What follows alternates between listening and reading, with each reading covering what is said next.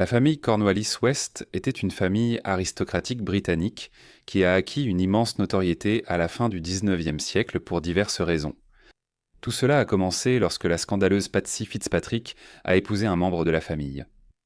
Elle était la maîtresse du prince de Galles et du futur roi, et utilisait son influence sur lui pour que ses 3 enfants puissent s'allier par mariage à certaines des lignées les plus riches et les plus puissantes d'Europe. Je vous propose de découvrir leur histoire. Avant d'examiner la vie de la famille Cornwallis-West, nous devons nous pencher sur leur histoire. Au cœur de la famille se trouvait William Cornwallis-West, qui est né le 20 mars 1835. Du côté de son père, son grand-père était Frederick West, un député britannique, qui était lui-même un descendant du lieutenant-général John West, premier comte de Delaware, une grande figure politique et un commandant militaire du XVIIIe siècle. En remontant encore plus loin, un autre ancêtre, Thomas West, troisième baron de Delaware, avait exploré la côte d'une partie de l'Amérique du Nord au début des années 1610, ce qui a conduit à ce que la région du Delaware porte son nom. Pendant ce temps, du côté maternel de William, la famille avait adopté le nom Cornwallis au début du XIXe siècle, car sa grand-mère, Mary Ann Whitby, était devenue l'héritière adoptive de l'amiral William Cornwallis, l'un des grands commandants de la Royal Navy britannique pendant les guerres révolutionnaires américaines et françaises. Lorsqu'il est décédé sans enfant, une grande partie de sa fortune est revenue à Mary, et elle a pris Cornwallis comme deuxième prénom. Ainsi, lorsque William est né en 1835, il était le fruit d'un mariage entre les familles West et Whitby, les Whitby ayant adopté le nom Cornwallis. Cela se reflétait dans ces 2 demeures majestueuses, le château médiéval de Rythin au nord du pays de Galles et le manoir de Newlands dans le Hampshire, ainsi que par l'utilisation du nom de famille Cornwallis-West, qui témoignait de siècles de service au sein du gouvernement, de la marine et de la formation de l'Empire britannique des 2 côtés de la famille. William a suivi une formation d'avocat dans sa jeunesse et a été admis au barreau de Lincoln's Inn, l'une des prestigieuses Inns of Court de Londres, en 1862. Par la suite, il a mené une carrière réussie en tant qu'avocat, fonctionnaire militaire subalterne et dans la politique locale au pays de Galles, siégeant finalement au Parlement en tant que député entre 1885 et 1892. Cependant, selon les critères de certains de ses ancêtres, c'était une carrière relativement peu remarquable. Peut-être que l'élément le plus marquant de la vie de William Cornwallis-West fut son mariage et ses enfants. En 1872, il épousa une femme du nom de Patsy Fitzpatrick. Née le 28 octobre 1854, Patsy n'avait que 17 ans au moment de leur mariage et William avait 2 fois son âge. Elle avait été contrainte à ce mariage arrangé après qu'on eut découvert qu'elle entretenait secrètement une relation clandestine. Pourtant, il ne s'agissait pas de n'importe quelle relation, car c'était avec le prince Édouard, fils de la reine Victoria et futur roi Édouard VII, alors qu'il avait 30 ans et qu'elle n'en avait que 16. Patsy venait d'un milieu moins prestigieux que celui de son mari, et même si son nom pouvait laisser penser qu'elle était une roturière, elle appartenait en réalité à l'aristocratie irlandaise. Les Fitzpatrick étaient une famille noble qui contrôlait un vaste territoire dans le centre de l'Irlande, et ce depuis la fin du Moyen Âge. Au début des années 1540, le chef de la seigneurie, Barnaby Fitzpatrick, accepta de recevoir un titre anglais, baron d'Upper Ossery, et de commencer à adopter la culture et les normes sociales anglaises, allant même jusqu'à angliciser son nom de famille irlandais, d'où le nom Fitzpatrick. En conséquence, la famille a pu survivre aux 2 siècles de dépossession coloniale des seigneurs irlandais qui ont suivi, alors que les Anglais prenaient complètement le contrôle de l'Irlande. Au moment de la naissance de Patsy au XIXe siècle, les Fitzpatrick étaient un élément loyal de l'aristocratie anglo-irlandaise, s'étant alliés par mariage à de nombreuses lignées nobles anglaises et écossaises au fil des ans. Son mariage avec William Cornwallis-West en 1872 a rapidement donné naissance à des enfants. Une fille nommée Mary Teresa est née en 1873, suivie d'un fils, George, l'année suivante, puis d'une seconde fille, Constance, en 1877.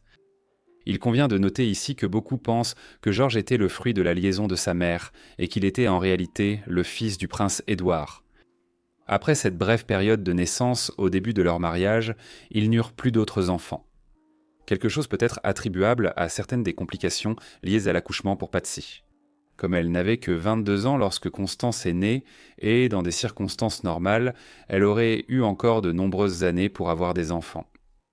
Sinon, ce manque d'autres enfants pourrait avoir été le résultat de son mariage tendu avec William. La différence d'âge et les circonstances dans lesquelles ils se sont mariés faisaient qu'ils n'ont jamais vraiment été proches. Bien qu'elle ait été mariée à William pour éviter toute controverse liée à sa liaison avec le prince Édouard, Patsy, une femme dont la beauté était remarquée dans la haute société britannique, est restée proche du futur roi tout au long de leur vie. Beaucoup des vies d'Antoli dont nous parlons sur cette chaîne ont été façonnées par l'instabilité politique, l'instabilité financière et ce genre d'incertitude qui laissait aux gens très peu de contrôle sur leur avenir. En ce qui concerne l'argent, je préfère les approches structurées, surtout lorsqu'il s'agit d'investir. Parce que la vérité, c'est que l'incertitude influence encore les choix que les gens font aujourd'hui. Des études montrent que 66% des investisseurs regrettent au moins une décision d'investissement, et ce n'est pas difficile à comprendre. Sur le marché boursier, on vous demande constamment d'acheter, de vendre, d'attendre et de réagir. C'est pourquoi j'ai commencé à chercher une autre façon d'investir, une méthode qui ne nécessitait pas de surveiller le marché toute la journée. C'est à ce moment-là que j'ai découvert Mintos. Avec Mintos, je peux investir dans des prêts et gagner des intérêts. Au lieu d'essayer de prédire ce qu'une action pourrait faire, le rendement attendu pour chaque prêt est fixé à l'avance. Les paiements peuvent arriver chaque jour comme un revenu passif, rendant le processus plus stable et facile à suivre. Je peux aussi filtrer par rendement, risque, horizon temporel, pays et devise. Et pour une approche encore plus simple, Mintos propose également des portefeuilles automatisés. Les rendements moyens sur les prêts sont d'environ 11%. Et pour quiconque cherche un revenu passif, c'est un chiffre très élevé. Mintos opère depuis 2014, compte plus de 600 000 utilisateurs et est réglementé dans l'UE sous MiFID. Et en ce moment, vous pouvez obtenir un bonus allant jusqu'à 350 € lorsque vous investissez 500 € ou plus. Utilisez le lien dans la description ou scannez le code QR affiché à l'écran. Des rendements stables, pas de surprise, et en plus un bonus. Ne le manquez pas et bonne chance. Il était déjà marié depuis longtemps lorsqu'il a entamé sa première relation avec Patsy, alors âgé de 16 ans, et on pense qu'ils ont continué à se voir assez régulièrement après son mariage. Cela a amené le Playboy au manoir en bord de mer des Cornwallis West à Milford-on-Sea, à la fin du XIXe siècle, loin des regards indiscrets de la cour de la reine Victoria, qui avait ostracisé Patsy pour sa liaison continue avec le futur roi. Pourtant, malgré la mauvaise réputation de Patsy auprès de certains membres de la société victorienne, elle a su tirer parti de sa relation avec Édouard. En influençant le prince et ses enfants, elle les a poussés à épouser des membres des principales familles royales et aristocratiques d'Europe, faisant d'eux certaines des personnes les plus puissantes et les plus riches du monde, ce qu'elle désirait depuis sa jeunesse. Quiconque voulait se rendre compte de l'influence qu'avait eue Patsy sur le futur roi n'avait qu'à regarder le mariage de sa fille aînée. Marie Cornwallis West est née le 28 juin 1873, peu de temps après le mariage de ses parents. Daisy, comme l'appelèrent sa famille et pratiquement tous ceux qui la connaissaient, était une grande beauté de son époque. Et elle fit sensation à la cour victorienne lorsqu'elle commença à assister aux événements de la haute société à la fin des années 1880 et au début des années 1890. C'est à cette époque que Daisy fit la connaissance du prince Hans Heinrich de la maison von Horberg, une grande dynastie européenne qui possédait d'immenses domaines en Europe centrale. En 1883, Hans, qui avait 12 ans de plus que Daisy, avait reçu le titre de prince de Pless dans l'aristocratie allemande. En reconnaissance de la richesse et de l'influence de sa famille, la majeure partie provenant de leurs terres en Silésie. C'est aujourd'hui dans le sud-ouest de la Pologne, mais cela a longtemps été considéré comme une partie de l'Allemagne, une région riche en charbon et en minerais de fer, qui était devenue l'un des grands centres industriels de l'Europe du XIXe siècle. Avant de rencontrer Hans, Daisy s'intéressait en fait à un jeune soldat britannique. Pourtant, désireuse que sa fille épouse le prince allemand, Patsy fit rapidement en sorte, grâce à ses contacts, que le soldat soit envoyé ailleurs, et il partit donc combattre lors des guerres zoulous en Afrique du Sud. Malheureusement, il fut tué quelques mois plus tard. Peu de temps après que le mariage entre Hans et Daisy ait été négocié, et comme la famille Cornwallis-West était appauvrie, les Hochberg furent obligés de payer pour le mariage. En cadeau, le couple reçut un immense château de 400 pièces où ils accueillirent la fine aristocratie européenne, et à partir de ce moment, Marie fut connue sous le nom de princesse Daisy de Pless. Daisy et Hans eurent de nombreux enfants. Leur première fille est morte en bas âge en 1893, mais 3 fils, Hans, Alexandre et Bolko, sont nés en 1900, 1905 et 1910. Et ils vivront généralement longtemps, sauf Bolko. Au moment où ce fils cadet est né, le mariage de Daisy et Hans était de plus en plus tumultueux, avec des infidélités mutuelles qui attiraient les ragots de la presse, le tout sur fond de vies extravagantes. Bien que leur mariage ait réussi à traverser les années de la Première Guerre mondiale, ils ont finalement divorcé en 1922, après quoi Hans a épousé Gotilda de Silva, la fille d'un noble espagnol et une femme de près de 40 ans, sa cadette.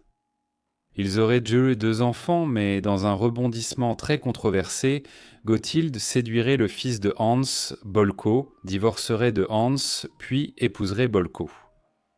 Cette relation avec son beau-fils a donné naissance à des enfants.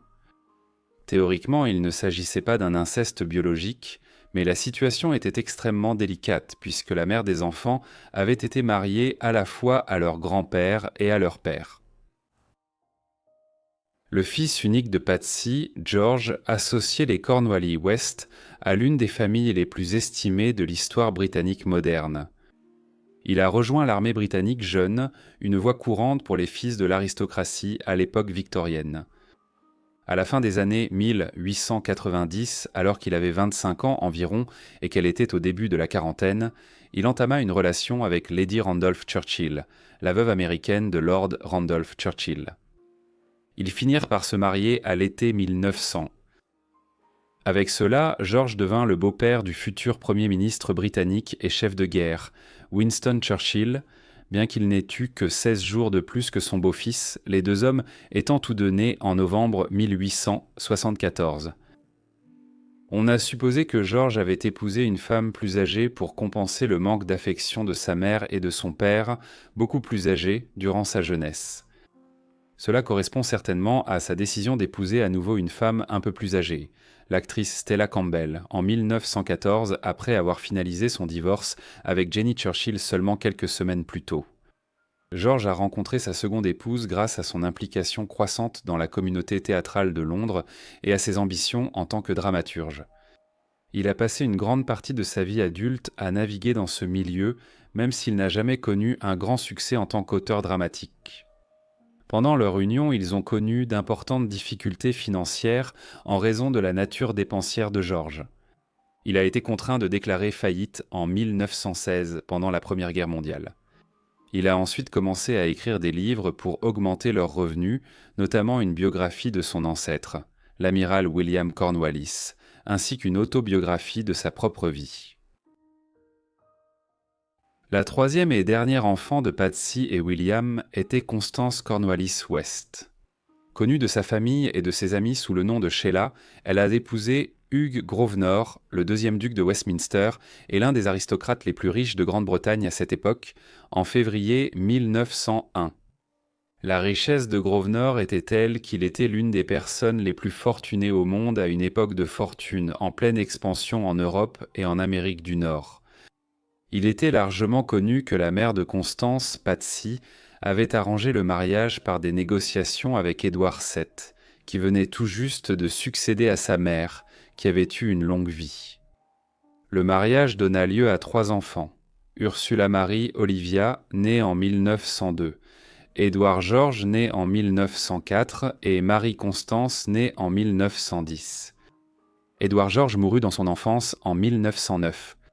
Le mariage permit à la famille de mener une vie extravagante, mais il ne fut pas heureux et Constance et son premier mari divorcèrent en 1919, après quoi elle épousa John Fitzpatrick Lewis.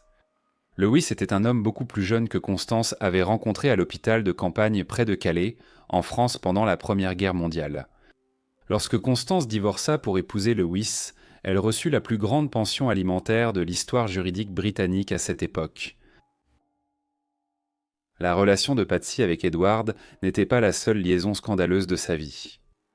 Au milieu de la Première Guerre mondiale, alors que Patsy approchait de la soixantaine, elle entama une relation avec Patrick. Barrett, un soldat beaucoup plus jeune qui se remettait d'obusite ou d'un trouble de stress post-traumatique dans un hôpital près de Calais, dans le nord de la France.